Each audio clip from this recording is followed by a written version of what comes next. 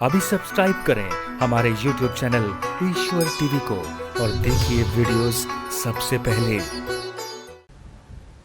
गौदान जब भी आप करेंगे, गौदान जब भी आप करेंगे, जो गौ माता है स्वस्थ सुंदर, बहुत सुंदर होनी चाहिए, स्वस्थ होनी चाहिए,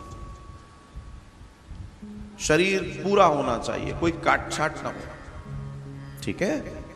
देसी गौ माता के दान की चर्चा है, जिनका कुंभ हो, सींग ऐसे हो, ऐसे ना हो, ऐसे हो, गला लटकता हुआ हो, बढ़िया सुंदर पूंछ हो, ऐसी गौ माता और उनकी बछिया। तो जो गौ माता हो वो गौ माता पहली बार, फर्स्ट टाइम, जिनको बछिया या बछड़ा हुआ हो, उन गौ माता के दान की चर्चा है। अब ऐसी गौ माता की नौछावर क्या हो सकती है वो आप जानो, मैं नौछावर की बात नहीं कर रहा, वो आपका पार्ट है, लेकिन मैं आपसे कुछ बात जरूर करूंगा। वो कुछ बात ये है कि इस बात को जानने का प्रयास कीजिए कि जब गौ माता को दान किया जाता है तो किन किन चीजों का ध्यान किया जाता है। ये श्राद्ध पक्ष में मैं कहता हूं आप करें ना करें, मगर इस वर्णन को भी सुन लिया तो कहीं ना कहीं गोविंद की कृपा प्राप्त हो जाएगी। सिर्फ इतने को भी सुन लिया तो गोविंद की कृपा प्राप्त हो जाएगी। तो दर्शन है कि जो व्यक्ति अपने जीवन में गौ माता का दान सब बछिया करता है, उस व्यक्ति को, अब पहले तो क्या होता था कि उनके साथ गौचर भूमि दान होती थी, अब वो तो रहे नहीं जमाने, बड़ी सीधी सी बात है। लेकिन अगर गौ माता का दान कर रहे हैं तो अब ये है दर्शन कि लगभग 1 वर्ष का चारा दान जरूर करें। मैं अगर आपसे पूछूं कि आप जब दान कर रहे हैं और 1 वर्ष के चारे में चर्चा की बात करेंगे, सो कैलकुलेट करके देखिए कि एक गौ माता का भोजन 1 दिन का कितने का होगा। आप कैलकुलेट कर लेना, मेरे को यहां व्यासपीठ से कैलकुलेशन नहीं करनी। आप कैलकुलेट करना कि एक डाइट, एक गौ माता की 1 दिन की डाइट कितनी होगी इनटू 365 दिन। Very simple.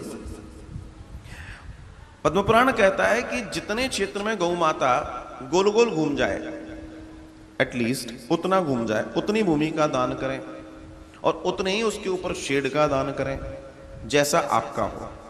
जिसमें वो भोजन कर रही हैं और जिसमें वो पानी पी रही हैं, उस पात्रों का दान हो।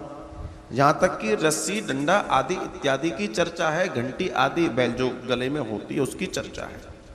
साल भर में उसको जितनी बार श्रृंगार कराया जाएगा, श्रृंगार होता है गौ माता, जैसे जब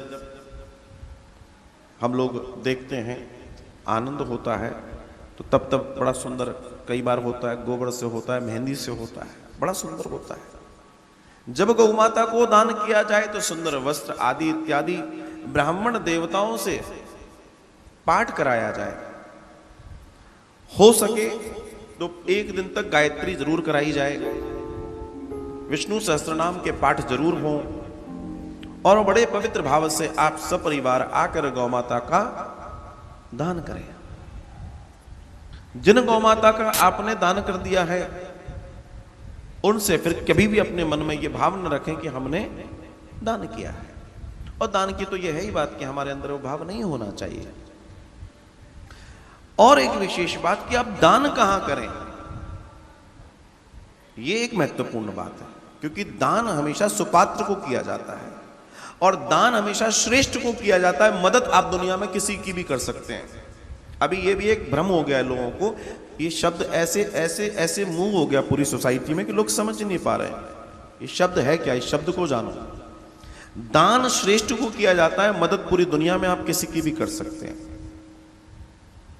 दान संतों को, ब्राह्मणों को, साधुओं को, श्रेष्ठ जनों को, बुद्ध जनों को, गुरुजनों को, सदगुरु को, इनको, और जो आपसे बढ़कर हो, बड़े हो, बाकी लोगों की आप मदद करते हैं, उसको मदद कहते हैं और करना चाहिए। कई लोग ये सोचते हैं आज हमारे यहां कोई पर्व है और हमें कोई दान करना है तो कोई नहीं मिल रहा, तो चलो एक काम करते हैं, पड़ोस में हमारे पड़ोसी से अच्छे संबंध है, उनकी छोटी बिटिया को हम दे देते हैं, क्षमा कीजिए आपका दान, क्योंकि उसके पास जो आप दान कर रहे हैं वैसे बहुत सारी चीजें हैं। लेकिन अगर वही मान लीजिए आपने उस बिटिया को एक फ्रॉक दान की, एक फ्रॉक दी, तो विचार करके देखिए, अगर वही फ्रॉक अगर ऐसे ही किसी को देना है तो किसी झुग्गी झोपड़ी में जाके किसी बच्चे को दे दो ना। मगर ये दान नहीं रह जाएगा, ये फिर मदद रह जाएगी, इसको आप दान नहीं कह पाएंगे। फिर मैं आपको बता दूं, संशोधन करें। लेकिन वही फ्रॉक ले जाकर अगर किसी ब्राह्मण देवता की बच्ची को आप देते हैं तो वो दान हो जाएगा, तो वो दान हो जाएगा। इन दोनों में बहुत अंतर है। दान में कुछ चीजों का ध्यान रखना हमें बहुत जरूरी है। कुछ बारीक बारीक चीजें आप कहो तो मैं बता देता हूं। बताऊं कि नहीं बताऊं? बताऊं? चलो बता देते। मान लीजिए आपके पंडित जी आए सत्यनारायण की कथा करने के लिए। एक छोटा सा एग्जाम्पल दे रहा हूं। और उन्होंने बड़े पवित्र भाव से आपके यहां कथा की। आपने उनको बड़े प्रेम से आदर सम्मान आदि इत्यादि दिया, उन्हें अच्छा लगा। लेकिन अगर आपका सामर्थ्य हो तो, देखिए हर किसी के लिए नहीं है, अगर आपका सामर्थ्य हो तो उस विधा और उस स्थिति में आपने घर के लिए, पंडितानी जी के लिए एक अच्छी सी साड़ी पैक करके, पूरा रैपर ऊपर से कुछ दिख नहीं रहा है, और वो कहा कि ये घर पे दे देना। पंडित जी ने ले ली, क्योंकि भैया जिसको घर चलाना है उसको इससे मतलब नहीं है, उसको तो इससे मतलब है, क्योंकि घर को चलाने के लिए उसको तो ठीक है, बाकी तो घर में ही जाना है। ऐसी स्थिति में विचार कीजिए, जब वो पैकेट घर पहुंचेगा और वो ब्राह्मणी खोल कर देखेंगी तो उस आत्मा से जो आशीर्वाद निकलेगा, कल्पना कर सकते हैं आप?